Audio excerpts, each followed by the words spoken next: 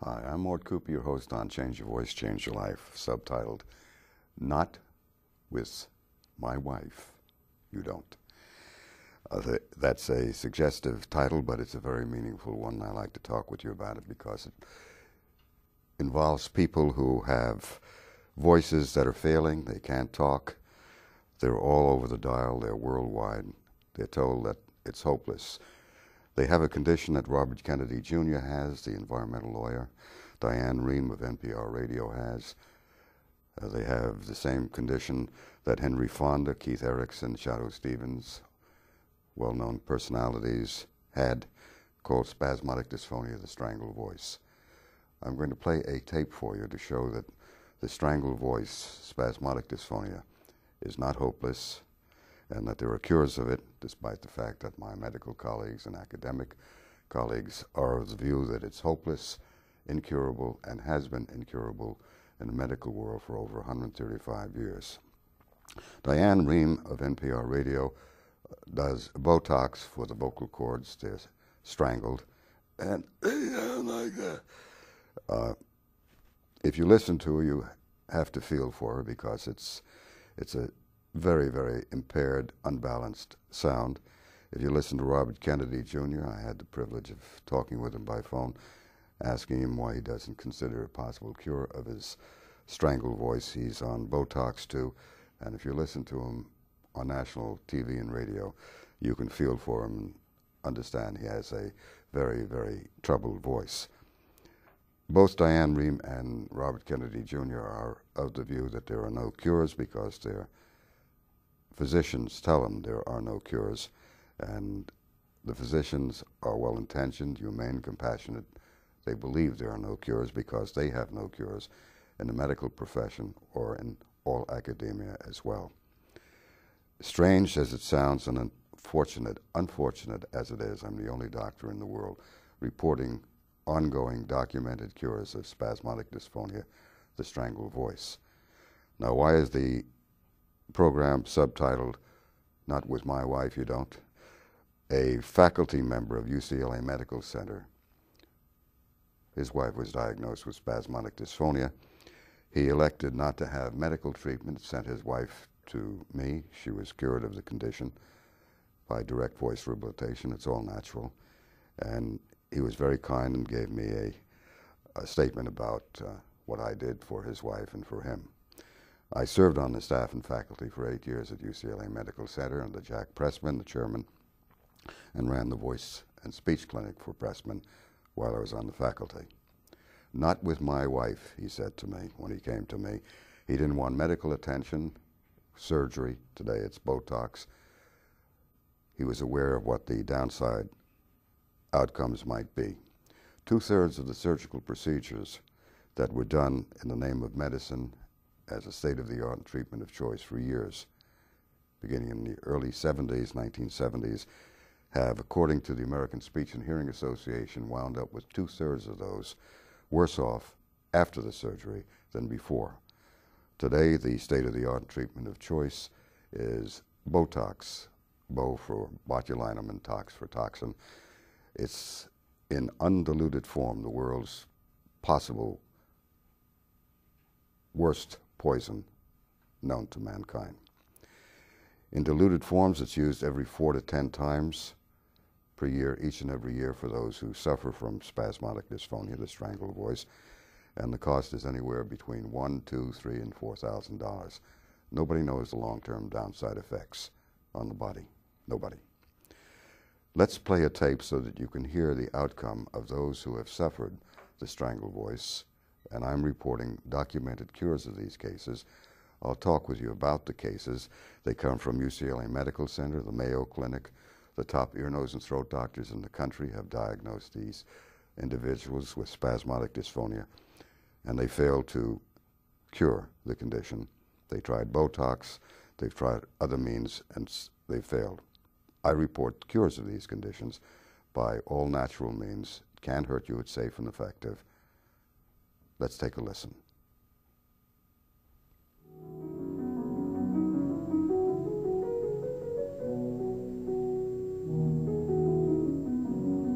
And I took a round of antibiotics, and then they put me on a stronger antibiotic, and I took that. And I began to feel good, but the voice has been a mess ever since. I'm commission sales at Sears, and that's my livelihood, is my voice. I got so depressed just not being able to talk that it definitely affected my life. This voice was coming out. I saying, God damn it. Within a month of therapy with Dr. Cooper, I was using my voice again to the extent that I could go out on interviews and auditions, and shortly thereafter actually worked.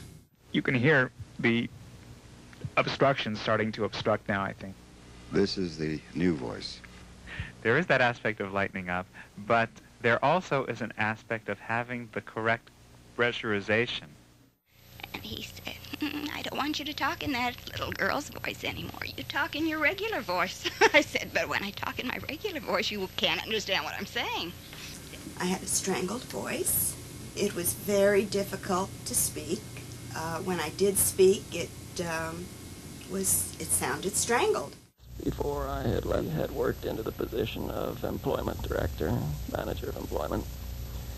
And he continued to make overtures. To pick her up before too late and take her home. Do I feel that I'm likely to go back to it? No, I don't. Ronald Figure. Okay, how long have you had this condition? A year and a half. And he says, well, Ron, I'll give you 3 options too. He says, you can continue coming here for shots. You can call that doctor in California to schedule a surgery if you'd like. And then he goes, oh yeah, by the way, Ron, there's also this other guy. Go to his website, and he wrote down his name, thevoicedoctor.com, and handed it to him, and he says, check out this guy. He says he has a cure. And so I found on the dystonia page that something that plagued people with focal dystonia was very often spasmodic dysphonia. And they called it, multifocal dystonia. And I, as a patient who has experienced the fear and agony of thinking that my voice is disappearing. It just got really bad lately. Chokes up. My voice chokes up. I can't breathe. I feel like I'm running out of air. I didn't think that it could be so simple, but it was. When the sunlight strikes raindrops in the air, they act like a prism and form a rainbow. When the sunlight strikes raindrops in the air, they act like a prism and form a rainbow. Gradually through a period of a year, it kept getting progressively worse where within a matter of days it would occur. This is the patient's recovered voice. The mastoid muscle. And then I'd go in and start talking to my boss, and at the end of like a sentence, it would start dropping. And he'd say, what's wrong with your voice? And I'd say, I don't know. I thought, what's happened? What have I done to myself? I know no one out there has this horrible problem I've got. But I found out there's an awful lot of people walking around out there in this world that have the spastic dysphonia.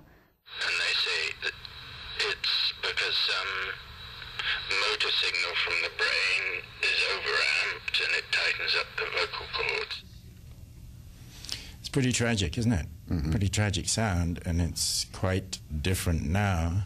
The last time he injected me with half unit each in Botox, I completely lost my voice for 6 weeks. I was incapacitated.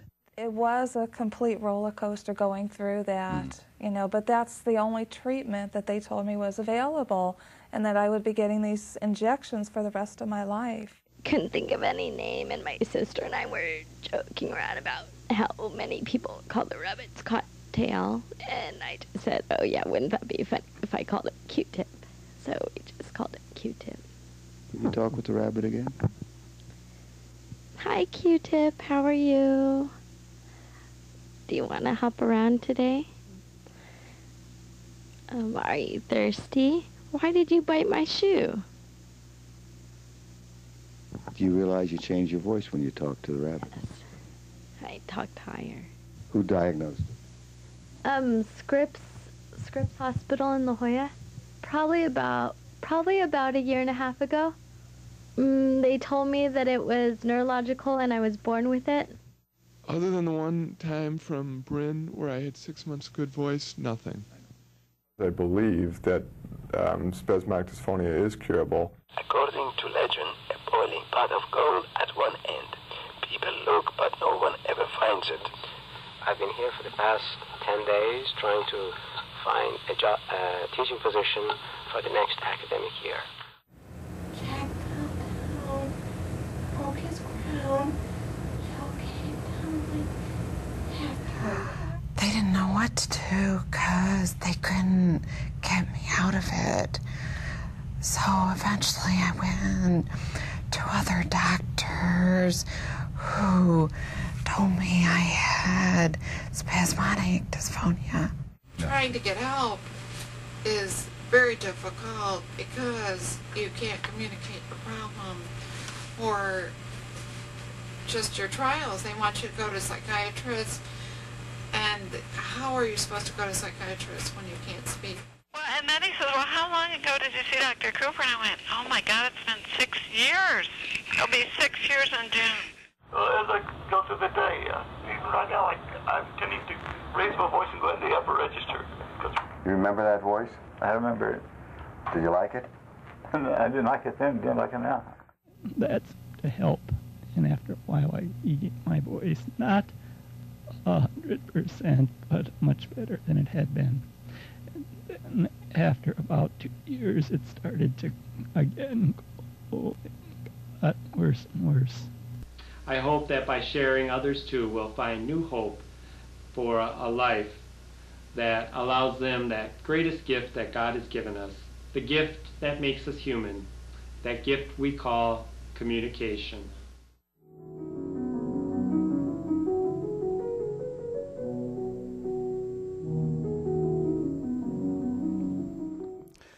Thank you for joining with me, folks. I'm reporting cures of hopeless voice problems, not recoveries, cures. The interesting aspect, I say unfortunately, I'm the only doctor in the world reporting cures and have been reporting cures for over 35 years. I've been in the top peer review, the International Association of Logopedics and Phoniatry, that's voice and speech, straight language, in 1980. I'm in the handbooks, but the medical community does not allow me to join with them these days in reporting cures. The medical community is solidly of the view that there are no cures of spasmodic dysphonia. They themselves in the medical profession are well-intentioned, they're compassionate, they're humane, but they insist that there cannot be cures of spasmodic dysphonia because they say it's neurological, they say it's a basal ganglia in the brain, they say it's chemical imbalance, they say it's molecular biological cause, they say it's acid reflux cause, they say it's psychiatric, they say lots of things, they say it's a disease. I'm a PhD. I cannot cure a medical problem. I cannot cure a disease. I cannot cure a basal ganglia problem in the brain. I cannot cure a brain dysfunction. I cannot cure a psychiatric problem. The problem that we're dealing with called spasmodic dysphonia is not a medical problem. It's not a psychiatric problem. It's a problem, believe it or not, of simple voice misuse that gets to the point where the voice is severely strangled. I do it very simply, naturally. I get the voice up in the face, I get midsection breath support. The simplicity of what I do astounds the medical profession and my colleagues in academia. You've heard the people on the before and after, those who have had Botox. It's a roller coaster ride. Nobody knows the long-term downside effects on the body. Personally, I'm not opposed to Botox for spasmodic dysphonia. People want a quick fix, and the medical profession seeks to fulfill that desire. They're well-intentioned, as I said before, but the outcome of 20 years of Botoxing vocal cords has not reported one single cure ever, nor has the medical profession or any in academia that I know of reported a single cure of spasmodic dysphonia. I remain on my own, alone, and I am not allowed into medical meetings and academic meetings reporting cures and explaining what I do. So I go public to explain to you that there are cures, there is hope, and the gentleman, the professor and well-known ear, nose, and throat doctor on the medical faculty, UCLA Medical Center, when his wife was diagnosed with spasmodic dysphonia, he came to me, went outside the medical center. We knew each other very well, and he believed in me. His wife was cured of spasmodic dysphonia within 6 months by what I do call direct voice rehabilitation. Not with my wife, he said, and he smiled, and he allowed his wife to work with me, and she got her voice back. The people you've seen on the DVD are just some of those who have been cured of spasmodic dysphonia. I report a number of cures of spasmodic dysphonia and a number of recoveries from the condition, 70%, 80%, 90%, 95%, 99% from spasmodic dysphonia. But cures separate me from anybody else in the world because cures indicate that the condition is not medical, it's not neurological, it's not psychiatric, and it says quite clearly that there's another approach to spasmodic dysphonia, the strangled voice. Henry Fonda had the strangled voice. It took a year for me to work with him at the time. He was told by physicians that there are no cures, and he wouldn't listen to me for a while, a long while. Finally, he did.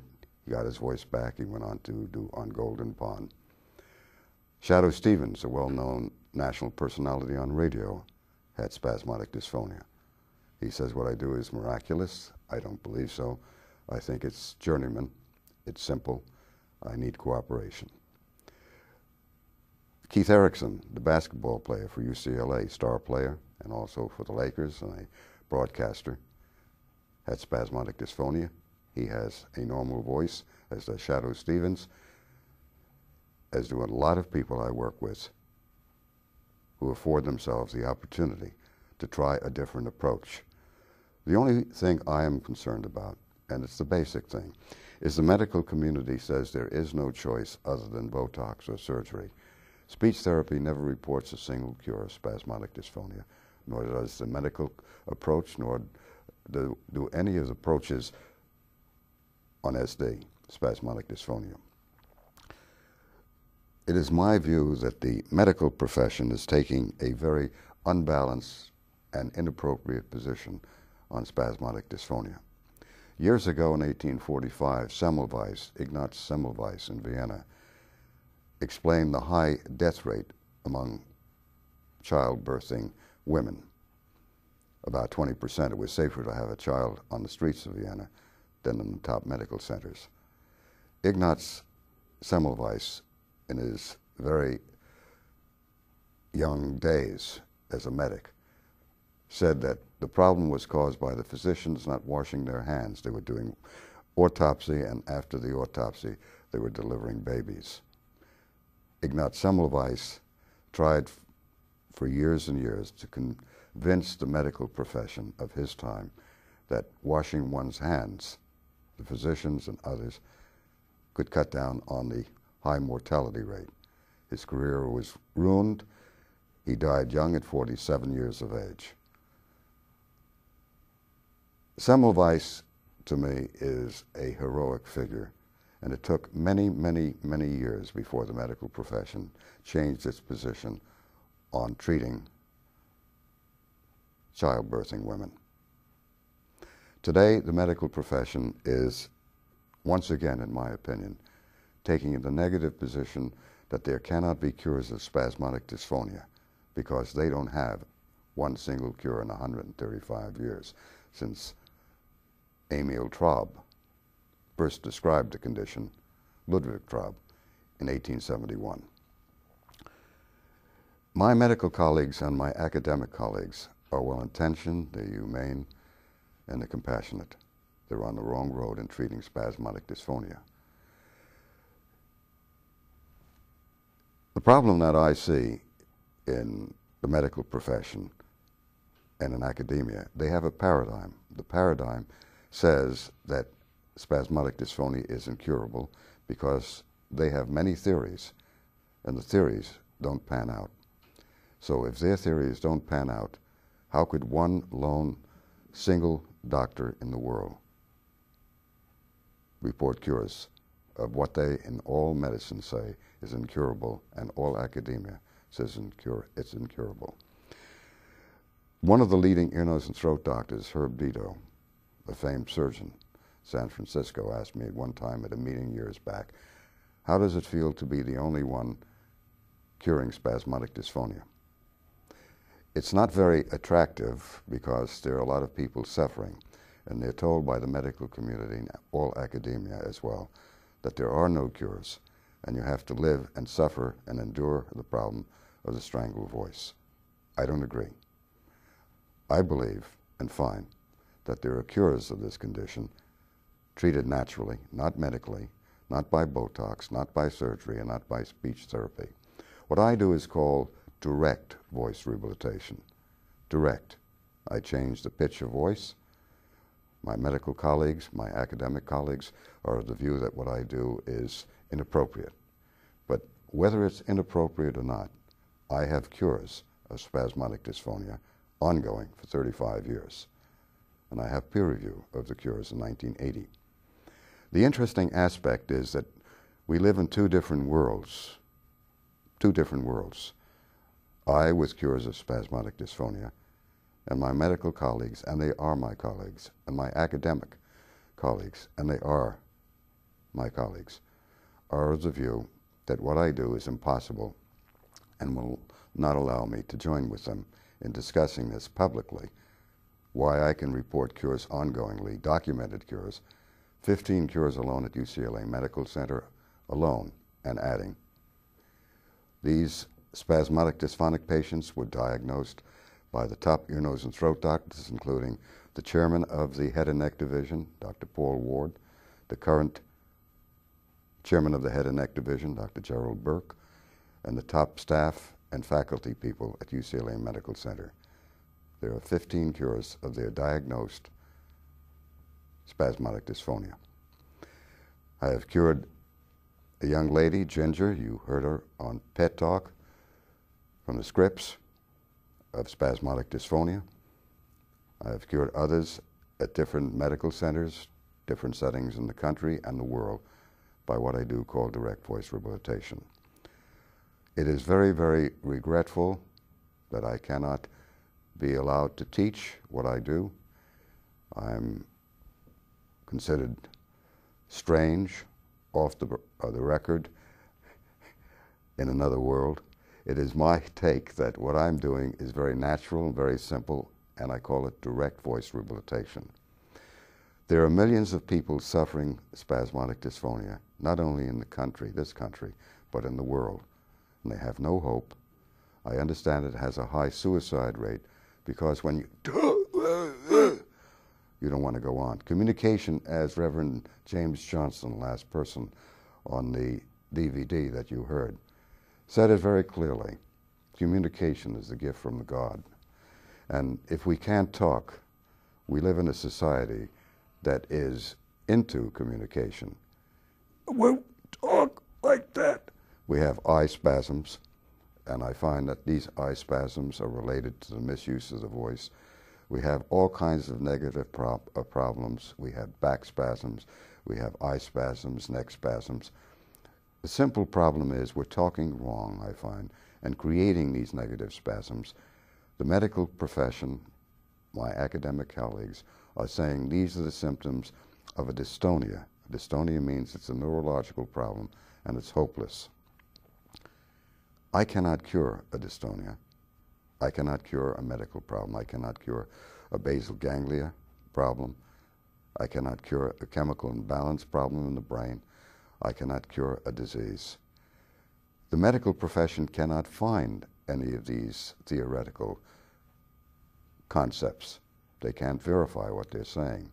There are many theories in the medical world and in academia about the cause of spasmodic dysphonia, but none of these theories have ever resulted in a single cure. My take is that the condition called strangled voice or spasmodic dysphonia is caused by misuse of the voice.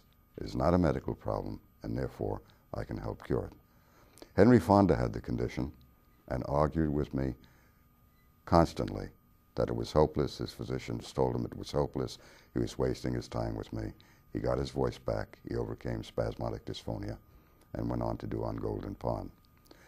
There are a number of people who are told, if not an ever-increasing number, by the medical community, there is no hope for the condition. It is incurable.